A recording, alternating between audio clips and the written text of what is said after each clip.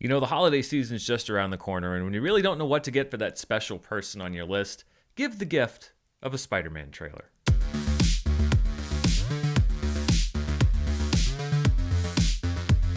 Hello everybody, I'm Dan Murrell here with my breakdown of the official trailer, which is the follow-up to the official teaser trailer for Spider-Man No Way Home. It feels like we just got that last trailer because we kind of just did, but you know what, we're on abbreviated schedules. I get it, I understand.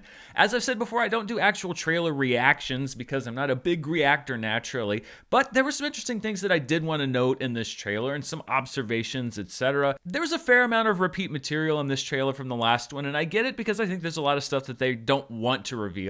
I was actually very happy that they didn't make the big reveal, and we all know what big reveal we think they might have in store. I was kind of dreading the fact that maybe they felt they would be forced or put into a corner to make this big reveal in this trailer. I think that would have been actually a very bad idea because just economically, I think there's so much anticipation in this will they won't they dance around the former Spider-Man actors. Let it ride. Let's let it ride, baby. The one person that I do feel the worst for today is Andrew Garfield. It's like Groundhog Day with these Spider-Man trailers. We didn't see Andrew Garfield, so that's 4 more weeks of him having to deny that he's going to be in this movie. He's promoting other projects, people. He's an Oscar caliber material. Let the man alone. We'll all find out very soon whether or not he's in this movie. Like I said, there was a fair amount of repeat material, but I wanted to go over some of the new stuff that we saw in this trailer. We did get confirmation on a lot of the villains and a particular number of villains, so I'm going to go over what I noticed there. So let's start at the beginning. We have Peter Parker in the rain. You know things are really getting real, getting very serious when you have slight facial wounds and rain. Then we sort of have a repeat of the setup we got in the last trailer. I love the fact that we now have a backstory for trailers that are being established in previous trailers. We don't have to explain what happened with the last spell because everybody already saw that in the last teaser trailer. We get another shot of Strange trying to contain this anomaly that apparently has opened up the multiverse, the Spider-Verse, if you will. Lots of assorted shots. We get a better shot of this kind of tactical spider suit. You know, this is not the black Spider-Man suit, but it is a black Spider-Man suit. We return to the bridge.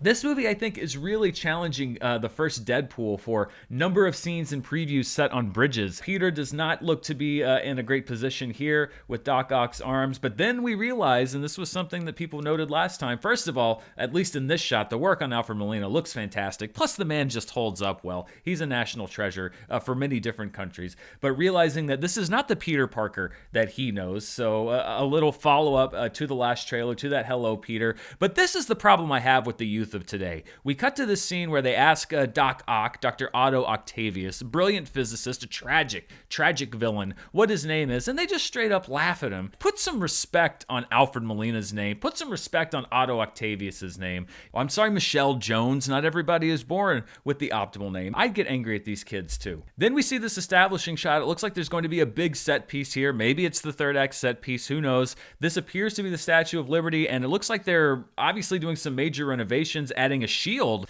We get a shot of Spider-Man in this sort of tactical black suit, but also now apparently able to wield at least some of the powers of Doctor Strange, or perhaps given a device from Doctor Strange. We see behind him Electro hanging out on electric lines as he does. That's a very Electro thing to do. Then we have this sort of Scooby gang back and forth between Doctor Strange telling them to Scooby-Doo this crap, and it's again, this is all out of context. It feels a little cutesy for me, but this is just a trailer. Who knows in context with the movie what it means. Then we get into like the villain section of the trailer, or what I like to call the villain section of the trailer, and this is where we need to start counting villains because there's been a lot of speculation about which villains are going to be coming back, which villains aren't going to be coming back, and if you count the ones that you see in this trailer, then the number that you get actually makes sense because it comes out to 6, perhaps 6 sinister villains that will be fighting Spider-Man in this movie. So we have here the combination of sand and electricity. If you get that hot enough, that would make glass, but I think that this is just Sandman and Electro combining forces. We get a shot of J. Jonah Jameson making a very J. Jonah Jameson face. Then we have a nice shot, and there's one thing that I don't think that we've noticed is a lot of these movies, John Watts, these new Spider-Man movies, has shot them really well, and I love this scene scene of Spider-Man just as this tiny figure leaping up into the air. Anything that really kind of gives scale and perspective, I appreciate that. We get another shot of Peter here in the Iron Spider suit, or the equivalent of it here, facing off with Doc Ock. Again, this is very reminiscent of Spider-Man 2. Lots of echoes of previous Spider-Man movies. Peter jumping after a goblin bomb, again, kind of throwing back to the Tobey Maguire, Sam Raimi films. A little bit more of Doc Ock. This is always, he always goes for the crush Spider-Man's head like a great move. That never really works. Then we see Electro, and this is what you would call a comic book accurate outfit. The sort of three-starred head of Electro, which we certainly did not get in The Amazing Spider-Man 2. And then we see a little bit of the computer replication of Jamie Foxx in this moment of the movie. And again, this is a much more DIY Electro. It looks like perhaps this is going to be Electro, but maybe not the Electro from the Amazing Spider-Man 2 universe, because he doesn't have the blue skin. He's not spouting terrible one-liners that were written from a script that was heavily ripped off from Star Trek Into Darkness by the same writers. So I think that while we may be getting Jamie Foxx back as Electro, is this the same Electro that we know from a previous Spider-Man movie? So right now we have 1, 2, 3 villains. We have Sandman, we have Electro, we have Doc Ock. Then we have the return of Green Goblin. This is the Sam Raimi Green Goblin, that same face. You know what? I don't care what people think of that mask. I like it. I think it's funny. That's 4. This to me is 5, and this is a freeze frame. If you're just watching it, it looks like Goblin, but you can see here there's no helmet. So this could be James Franco, or God help us all, Dane DeHaan, but I believe this is a separate Goblin. And then here we have the 6th. You can see the Lizard. We've got Green Goblin, some form of new Goblin, or a different version of the Green Goblin. We have Lizard, we have Electro, we have Doc Ock, and we have Sandman. That's one heck of a Sinister Six for Spider-Man to be facing off against alone, which again, the speculation being he won't be facing off against them alone. Then we get this great shot where Sandman's face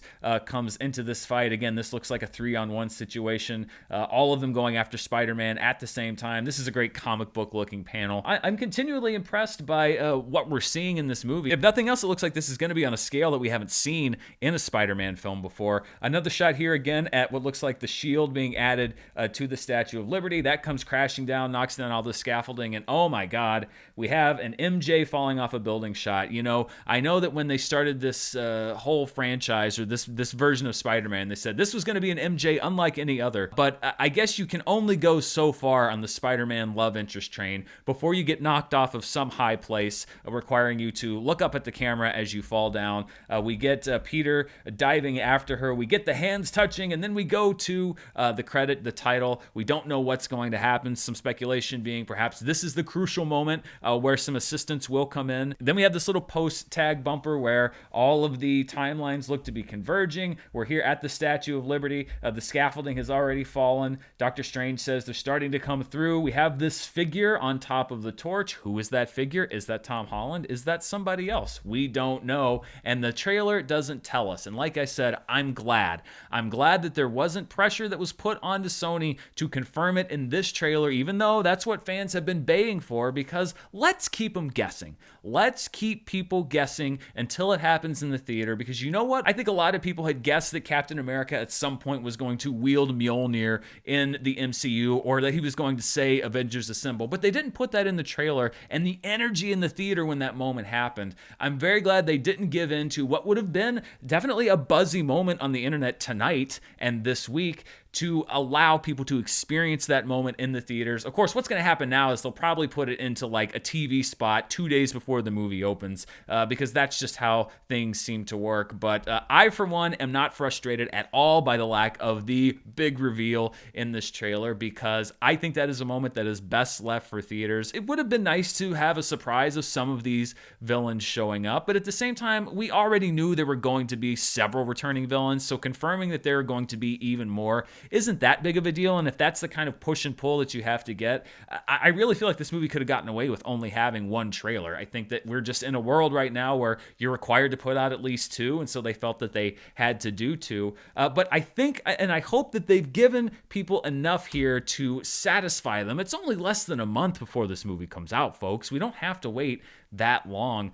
I think that this did enough. I was excited for the movie. I remain excited for this movie. I don't quite know what we have in store, but I think it has the potential to be a really great Spider-Man adventure. We just don't know yet, and we won't know until the movie opens. And now that this trailer's out, I'm really hoping that people are going to start giving Sony a break because, this is their biggest movie, but they have a lot of other movies that are coming out. And, they're trying to win Denzel Washington a directing Oscar. They're trying to win Michael B. Jordan an acting Oscar. But it really doesn't help when they're trying to put stuff out for A Journal for Jordan, which comes out at Christmas, and all that they see on YouTube is bombarding comments about the Spider-Man trailer. Let them do two things. Let them make Spider-Man, let them win Michael B. Jordan an Oscar, because isn't that just as noble an effort as Spider-Man saving the world? I think so. So let's all get ready for this movie. We've gotten what we're gonna get. Let's have fun with what we have, and let's go into the theaters ready to experience this movie as a group. I think it has the potential to be a wonderful experience, especially if people are in a place where it's safe to go to a theater. People don't feel like they're having to risk anything to do this. Hopefully things remain the way that they are and continue to trend downward, because this has the potential to be there. There have been certain movies that have been hits. I think this has the potential to be the biggest communal movie experience that we've had since maybe Avengers Endgame, and I think that that's going to be a lot of fun for everybody. So those are my thoughts on the Spider-Man No Way Home official trailer. What did you think? Are you excited for the movie? Did you want the big reveal, or are you glad that it wasn't in this trailer? Let me know down in the comments below, and as always, check out the audio version of all the shows that I do here. You can find the links down there in the description below, so in case you want to take it on the go, listen to it as a podcast, you can do that as well. Thank you so much for watching. I will be back tomorrow, believe it or not, or today, or wherever you are, with a live show. We're going to be talking about the return of MoviePass. Everything is coming back. Are we in the multiverse? There's a lot of stuff to go over. Thanks so much. Until next time, stay safe. Bye.